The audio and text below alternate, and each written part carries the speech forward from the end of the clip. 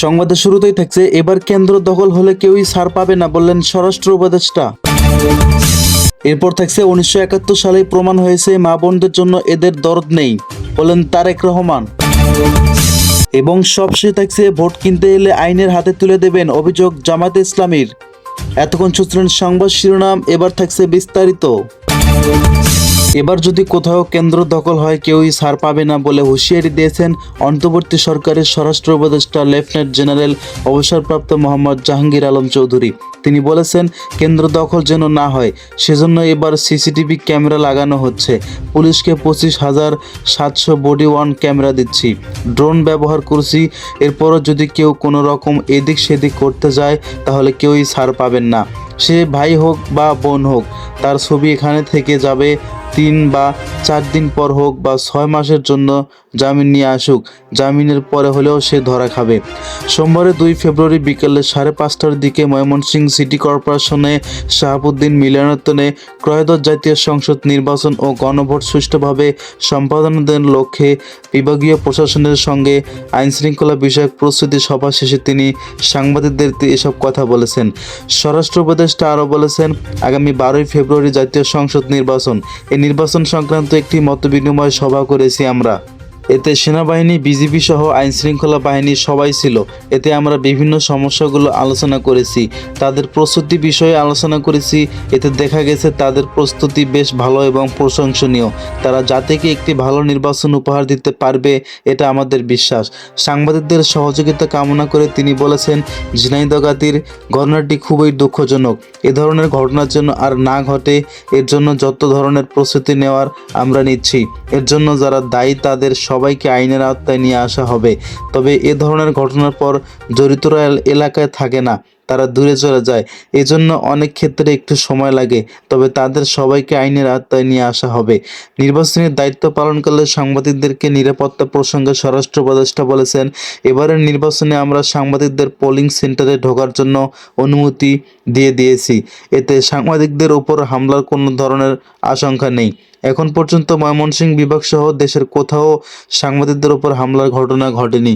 তবে ছোটোখাটো কিছু সমস্যা তো থাকবেই, কিন্তু বড় ধরনের কোনো ঘটনা এখন পর্যন্ত ঘটেনি। নির্বাচন ফলাফল ঘোষণার বিলম্ব প্রসঙ্গে জানতে চাইলে তিনি বলেছেন, ফলাফল প্রস্তুত হয়ে গেলে ঘোষণা করে দেবে। এখন তো ফলাফল ঘোষণার সুবিধা, যেহেতু প্রত্যেকটি কেন্দ্রে প্রার্থীদের এজেন্ট থাকবে।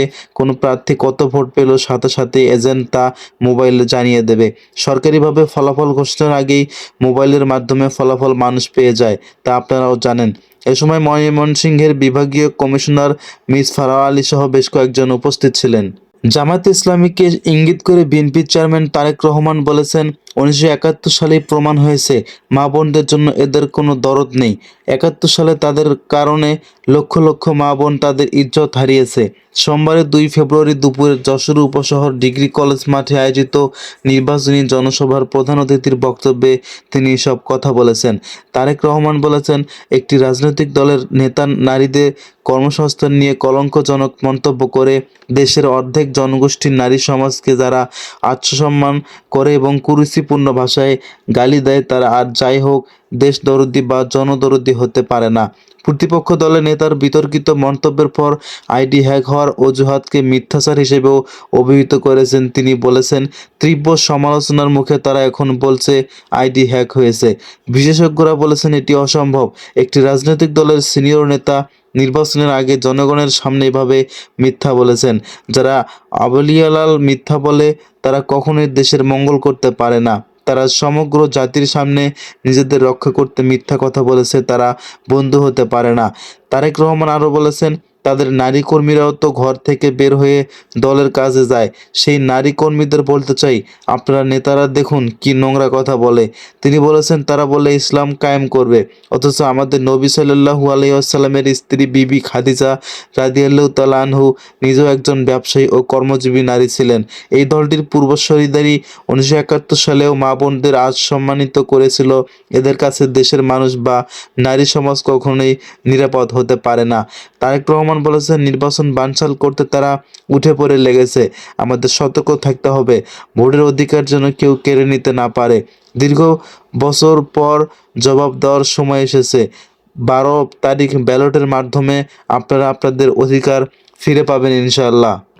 তিনি আরও বলেছেন, দেশনেত্রী খালেদা জিয়া নারী শিক্ষার প্রসারে মাধ্যমিক পর্যায়ে পর্যন্ত অবৈতনিক শিক্ষা চালু করেছিলেন। আমরা সেই ধারাবাহিকতার প্রতিটি পরিবারের গৃহিণীদের হাতে ফ্যামিলি কার্ড পৌঁছে দেব, যার মাধ্যমে মায়েরা প্রতি মাসে রাষ্ট্রীয় সুবিধা পাবেন। যশোর অঞ্চলের সম্ভাবনা তুলে ধরে তারেক রহমান বলেছেন, এখানকার ফুল চাষকে অধুনিকায়ন করে বিদেশে রপ্তানির ব্যবস্থা করা হবে। এছাড়াও বন্ধ হয়ে যাওয়া চিনি কলগুলো পুনরায় চালু করে আখ চাষিদের ভাগ্য উন্নয়ন এবং চিনি উৎপাদনে স্বয়ংসম্পূর্ণতা অর্জনের পরিকল্পনা রয়েছে বিএনপির। বক্তব্য শেষে তিনি করব কাজ করব দেশ সবার আগে বাংলাদেশ স্লোগান দিয়ে উপস্থিত জনতাকে উজ্জীবিত করেছেন। আগে দুপুর 2:30টার দিকে মঞ্চে আসেন বিএনপির চেয়ারম্যান তারেক রহমান। মঞ্চে উঠে তিনি স্লোগান মুখর নেতাকর্মীদের উদ্দেশ্যে হাত নেড়ে অভিবাদন জানান। এরপর 2:39 তিনি বক্তব্য শুরু করেন। যশোর জেলা বিএনপির সভাপতি অ্যাডভোকেট সৈয়দ সাবিরুল হক সাবু জনসভায় সভাপতিত্ব করেন। জনসভা পরিচালনা করেন জেলা বিএনপির সাধারণ সম্পাদক দেওলার হোসেন খোকন। জামায়াতের আমির ডক্টর শফিকুর রহমান বলেছেন, আমরা চাই দুর্নীতিবাজ, ব্যাংক ডাকাত ও ঋণখেলাপি মুক্ত বাংলাদেশ। আর তা গড়ে তুলতে জেগে উঠেছে তরুণ সমাজ, যার প্রতিফলন হয়েছে ডাকসু, চাকসু সহ ছাত্রদল সংসদগুলোর ভোটে। আগামী 12ই ফেব্রুয়ারি জনতার রায় পথ খুঁজে পাবে বাংলাদেশ। সোমবার 2 ফেব্রুয়ারি বিকেলে সীতাকুণ্ড আদর্শ উচ্চ বিদ্যালয় মাঠে আয়োজিত জনসভায় প্রধান অতিথির বক্তব্যে তিনি এসব কথা বলেছেন। তিনি বলেছেন, 24 না হলে 26 পাওয়া যেত না। যারা এটিকে অস্বীকার করে তাদের এই 26-এর লাল কার্ড দেখাতে হবে। আজ বাংলাদেশের টেকনাফ থেকে তেঁতুলিয়া আজাদি জেগে উঠেছে, জনতার মাঝে জেগে উঠেছে গণজোয়ার। জামায়াতের আমির আরও বলেছেন, কেউ যদি টাকা দিয়ে ভোট কিনতে আসে তাদের আইনের হাতে তুলে দিতে হবে। আগে একটা স্লোগান ছিল, আমার ভোট আমি দেব, তোমার ভোটও আমি দেব। এবার তা হবে না। যে দুজন ভোট দিতে আসবে তার হাত ভেঙে গুঁড়িয়ে দিতে হবে। বিজয়ের আগে বিশ্রাম না নিতে নেতাকর্মীদের অনুরোধ জানিয়ে জামায়াতের আমির ডক্টর শফিকুর রহমান বলেছেন, বিগত 15.5 বছরে আমরা সবাই মজলুম ছিলাম, কিন্তু 16 মাসের ব্যবধানের একটি দল চাঁদাবাজ হয়ে গেছে। 12ই ফেব্রুয়ারির নির্বাচনে বিজয়ী হলে তাদের দুর্নীতি স্বপ্ন ধূলিসাৎ হয়ে যাবে। চট্টগ্রাম উত্তর জেলা জামায়াতের আমির আলাউদ্দিন শিকদারের সভাপতিত্বে সমাবেশে বিশেষ অতিথি ছিলেন কেন্দ্রীয় জামায়াতের অ্যাসিস্ট্যান্ট সেক্রেটারি মাওলানা মোহাম্মদ শাহজাহান এবং উত্তর জেলা জামায়াতের সাবেক আমির অধ্যাপক আমিরুজ্জামান।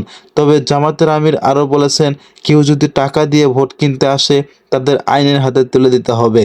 এবার বিজয়ের আগে বিশ্রাম না নিতেও নেতাকর্মীদের প্রতি অনুরোধ জানিয়ে জামায়াতের আমির আরও বলেছেন, বিগত 15.5 বছর আমরা সবাই মজলুম ছিলাম, কিন্তু 16 মাসের ব্যবধানে একটি দল চাঁদাবাজ হয়ে গেল রাতারাতি।